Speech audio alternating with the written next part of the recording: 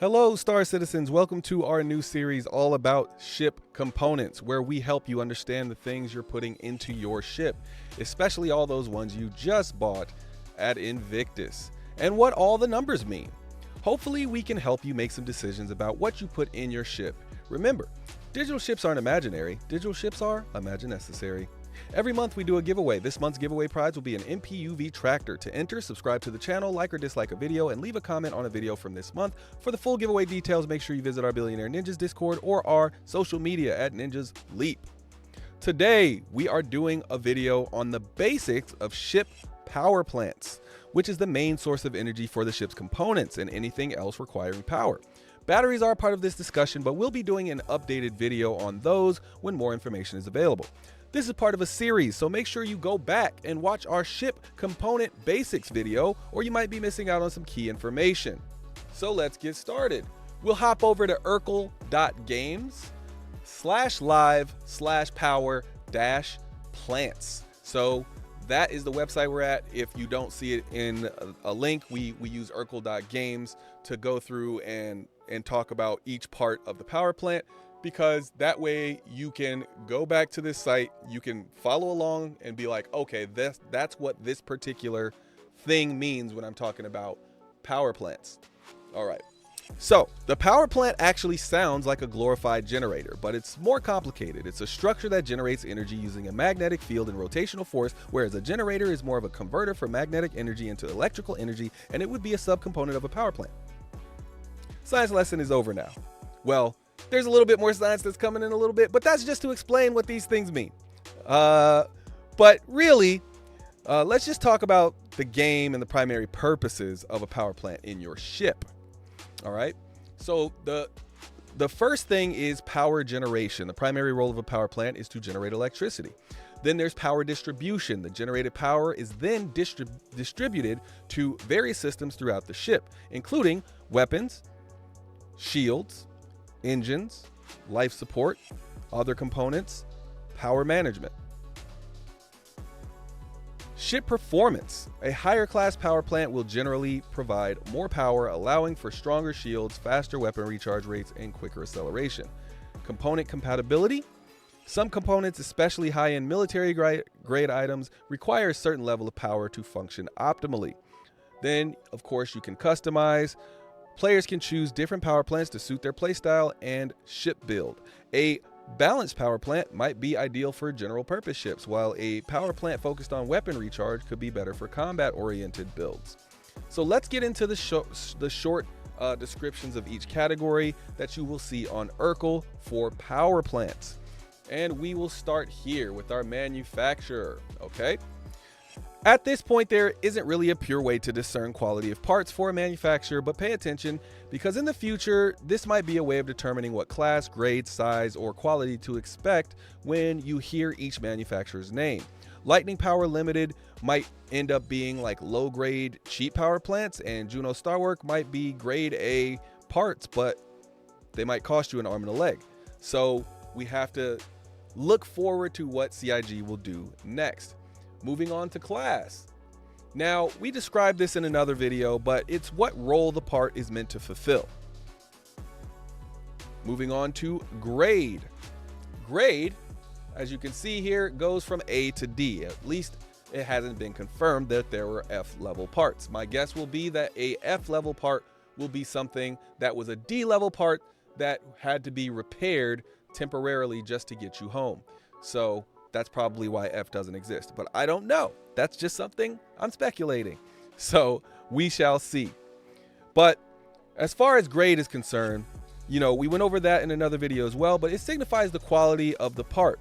But it's not an end-all be-all on quality. There are other factors to consider. For instance, a higher quality part may also come with higher heat signature or EM signature, making you light up like a Christmas tree to everyone, whereas a grade D part may keep you fairly undetected. So this works with class. So class, might be, military, which is going to focus on keeping your weapons hot and making you be fast, whereas something like industrial is more about long lasting and going far. So You can use class and grade together to kind of determine where your part is going to sit, as long as you know what each one of those grades mean and each one of those classes mean, which we talked about in our ship basic components video. Moving on to size. This just determines, its compatibility with different ships and its overall performances. Sizes for power plants go from size 0 all the way to size 4, size 4 being the largest, so that's 5 sizes. 0 would be for vehicles or snubs. So then you have power. The maximum power the plant can generate. The power is measured in megawatts and varies depending on the size and class of the power plant. Then you have power draw request time. The time it takes for a power plant to reach its maximum power output when it's initially activated or after a complete shutdown. This is measured in seconds. A lower request time means your ship can recover faster from an EMP blast or power down during a fight, giving you a tactical advantage. Some power plants prioritize a low request time to quickly power up systems without giving away your position. Next, we have power to EM, also known as PTEM. This represents the ratio of power output to electromagnetic emissions produced by the power plant. So what does that mean? A higher PTEM value means the power plant is more efficient at producing power relative to the amount of EM it generates. Lower EM emissions make it harder for enemies to detect your ship. Then we have decay rate of EM. The speed at which the electromagnetic signature of a ship decreases over time. Ships generate an EM signature when using power-intensive systems like weapons and shields. This signature can be detected by enemy ships and used to track or target them. The decay rate of EM determines how quickly this signature fades away after the power-intensive systems are deactivated. A higher decay rate means the signature fades faster, meaning the ship is harder to detect and tracked. Next, we have max cooling rate. The maximum amount of heat a power plant can dissipate per second. So power plants generate heat as they operate, and excessive heat can damage or even destroy the power plant. Also, the hotter the power plant, the higher your heat signature, and the easier it is to be detected. So you'll notice that a lot of these are about how quickly you are detected or how easy you are to detect. Now we're moving to start cooling temperature. As you can see, all of these are the same in the game right now, meaning this is not a stat that we use, but I will explain it anyway just for future reference. The temperature at which the power plant's cooling system begins to actively dissipate heat. If the temperature exceeds the start cooling temperature, it indicates that the cooling system needs to work harder to dissipate heat, which can lead to increased power consumption and potential damage if not managed properly. Same thing with minimum temperature and max temperature. Well, max temperature is a little different because there's some small variations here. So first, let's start with minimum temperature. Minimum temperature is the lowest temperature at which the power plant can function effectively without suffering damage or reduced performance. It might freeze or cease functioning if it gets too cold. Now, this is not in the game yet, so this isn't saying that the temperature is 0. This is saying that it's not in game, as in there's no recorded number for it. Max temperature, however, this might be a flaw. I'm not 100% sure if this is in game, but I haven't seen anything overheat yet.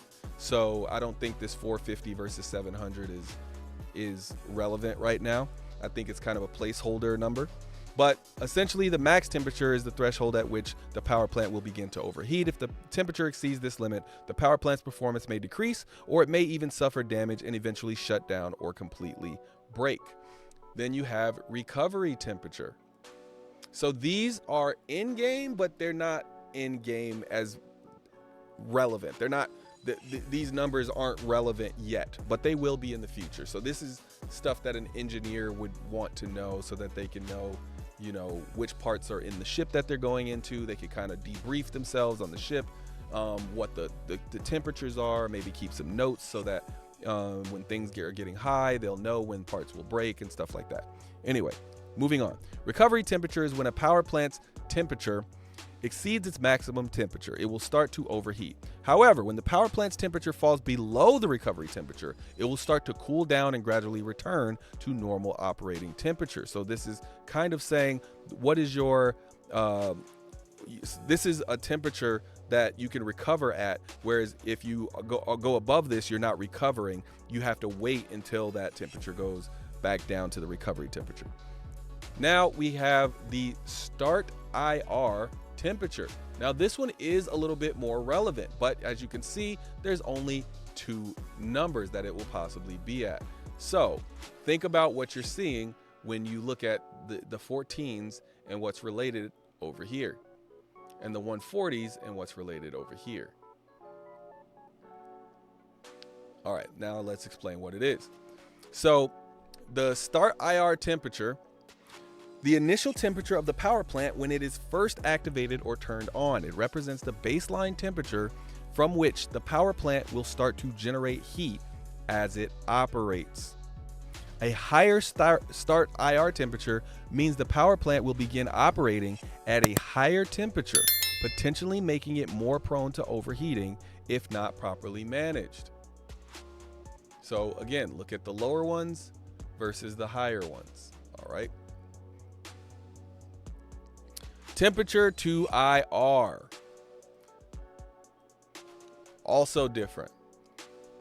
The rate at which the power plant's temperature increases its infrared signature, or IR signature, and infrared radiation is the heat signature emitted by objects like ships and their components. A higher IR signature makes a ship more detectable by enemy sensors and targeting systems.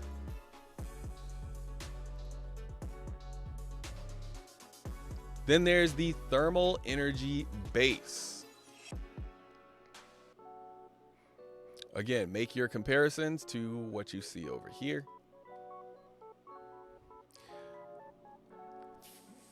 Thermal energy base is the amount of heat energy a power plant generates simply by being turned on and operating at its baseline level. The minimum amount of heat the power plant will produce even when it's not under load. This baseline heat generation can affect the ship's temperature and influence the need for cooling solutions.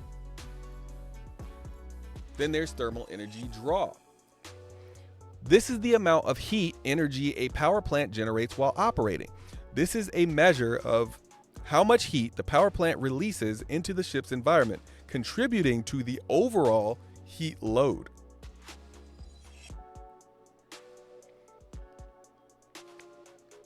Then we have thermal mass. A power plant's capacity to store heat. A higher thermal mass means the power plant can absorb more heat before its temperature rises significantly. Conversely, a lower thermal mass means the power plant's temperature will change more rapidly when changes in heat generation or cooling. So it's the temperature changes based on whether there is heat generation or cooling. Then we have surface area. Now this isn't a major factor, but you can see there is one that is a little different here. So just make sure you track the ones that are different if you see any of them are different, because it might be a bug, but normally this isn't going to matter that much in game right now. The power plant's components all have, a surface area. The components generate heat, and a larger surface area allows for more efficient heat dissipation. That's essentially what that is saying. Then you have specific heat capacity, which is a little more important. Now, the specific heat capacity of the materials used in the power plant's construction would influence how quickly the power plant heats up and how much heat energy it can absorb before reaching its maximum temperature. This differs from thermal mass, and that thermal mass is at which point the heat rises, whereas heat specific is how quickly that heat continues to rise and how much heat energy it can absorb in total. Now I'm going to pause here. We have a few more things to go over, But I just want to pause here because I know this is a lot of information. So take a breath, because I know that I am going super geek nerd mode right now, and this is a lot of stuff to throw at you, but this is a video about power plants, and I want you to be fully informed. So you can come back to this video at any time and be like, okay, what was recovery temperature? Oh, that was this. Oh, what was max cooling rate? Oh, that was this, right? So there's not a lot of places where you can go for this information, and so I thought that's why I should do this video. I wanted to put it all in one place so that you could come to one video and say, this is where I go for the information. All right, that is enough break time. Let's move on over. Oh. All right. Thermal conductivity. So thermal conductivity is another thing that you can see is not currently in game, as in it's not relevant yet.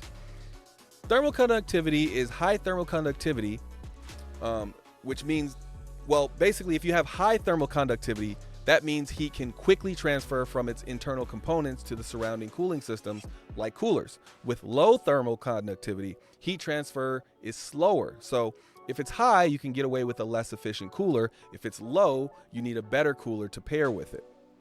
Health, of course, is something we all understand, which isn't as relevant, but as you can see, some of these are a little bit different, but this is just the health of the part, the HP of the part. This is how much damage the component can take before it shuts down or dies beyond all repair.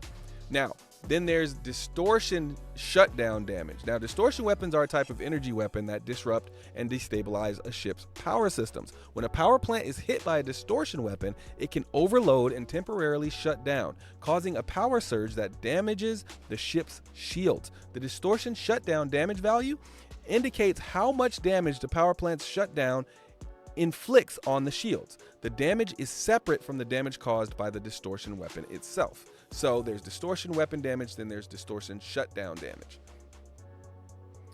Then there's distortion decay delay. So you can see that some of these are in and some of these aren't.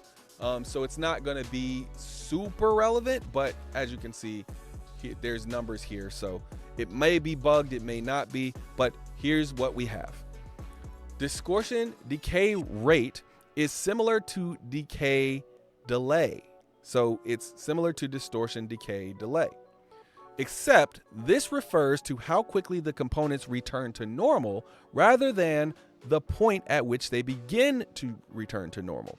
For example, after 30 seconds, the distortion damage begins to decay. The rate at which it decays might be 270 distortion damage per second. Or in this case, for one that we have on screen, it might be 40. Moving on to distortion recovery ratio. I said distortion. That's fun.